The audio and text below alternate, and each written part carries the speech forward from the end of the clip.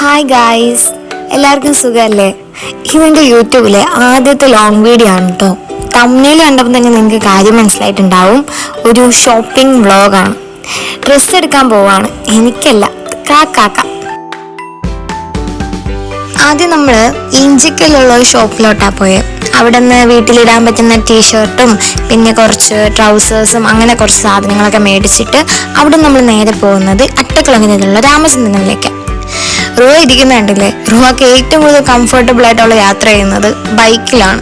അവർക്ക് കാർ അങ്ങോട്ട് അത്ര ഇഷ്ടമല്ല. ബൈക്കിലും സ്കൂട്ടറിലൊക്കെ അവിടെ നല്ല ഹാപ്പി ആയിട്ട് എൻജോയ് ചെയ്തിരിക്കും. അങ്ങനെ നമ്മൾ അവസാനം അട്ടക്കുളങ്ങരയിൽ എത്തി.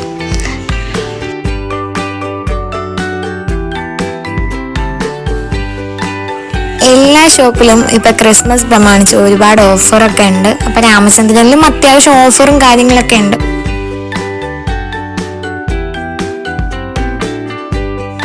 ഈ തപ്പി നടക്കുന്നത് ഒരു ഗ്രീൻ കളർ ഷർട്ടിന് വേണ്ടിയിട്ടാണ്. വെറും ഗ്രീൻ അല്ല, ബോട്ടിൽ ഗ്രീൻ. ഒരുപാട് ഷർട്ട് കിട്ടി, പക്ഷെ എന്ത് ചെയ്യാനാ, പുള്ളിക്ക് അങ്ങോട്ട് ഇഷ്ടപ്പെടണ്ടേ. ആദ്യം ഒരു ഷർട്ട് എടുത്തിട്ട് ട്രയൽ ചെയ്യാൻ വേണ്ടി പോയി, പക്ഷെ അങ്ങോട്ട് സെറ്റായില്ല. റുവ കാക്ക ട്രയൽ ചെയ്യുന്ന സമയത്ത് പുറത്തിരുന്ന് നന്നായിട്ട് എൻജോയ് ചെയ്യുന്നുണ്ട്. എന്തോ റുവാക്കിന്ന് നല്ല മൂഡായിരുന്നു കേട്ടോ. അങ്ങനെ കാക്ക വീണ്ടും പുറത്തു വന്നു. വീണ്ടും ഒരു ഷർട്ട് എടുത്തിട്ട് വീണ്ടും ട്രയൽ ചെയ്യാൻ വേണ്ടി പോയി. ആ സമയമൊക്കെ ഞാൻ റുവായി അങ്ങോട്ടും ഇങ്ങോട്ടൊക്കെ വായി നോക്കി എൻജോയ് ചെയ്തിരിപ്പുണ്ട്.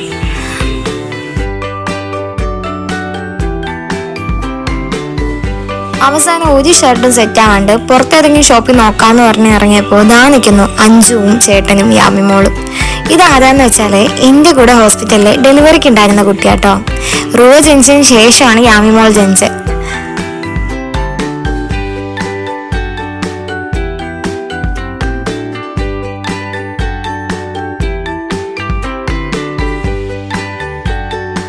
രാമചന്ദ്രനിൽ നിന്ന് ഇറങ്ങിയിട്ട് ഒരുപാട് കടകളിൽ കയറിട്ടോ.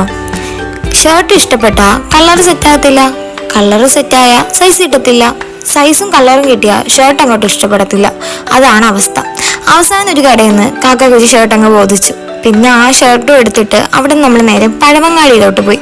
എനിക്ക് കുറച്ച് കമ്മലും അങ്ങനത്തെ കുറച്ച് ആക്സസറീസ് വാങ്ങണമായിരുന്നു. യാത്രയാവും തോറും സിറ്റിയുടെ ഭംഗിയും അതുപോലെ തന്നെ ആൾത്തിരക്കും കൂടിക്കൂടി വരുന്നത് പോലെ എനിക്ക് തോന്നിയിട്ടുള്ളത്.